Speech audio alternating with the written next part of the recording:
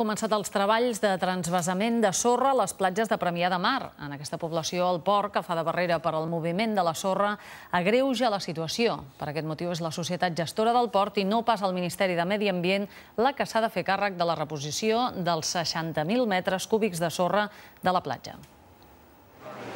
Un any més, la platja de Premià de Mar està sense sorra a l'inici de la temporada de bany. En alguns trams no n'hi ha gens i en d'altres ben poca. Els temporals de tardor i l'hivern se l'enduen. El port fa de barrera i no en pot arribar des de l'est.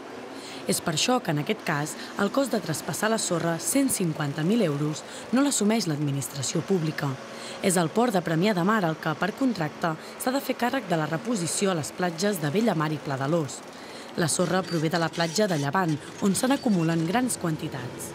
La despesa que fem anualment, ja sigui mitjançant fons públics o mitjançant fons privats, com és el cas d'aquest any, és llançar els diners. Jo crec que hem de caminar cap a solucions més definitives, que, si més no, allarguin aquest temps de reposició de sorres. Tret dels caps de setmana, els banyistes hauran de conviure durant un mes amb les feines de transvasament de sorra. Toda la que echen, según los temporales, hay sitios que no queda nada.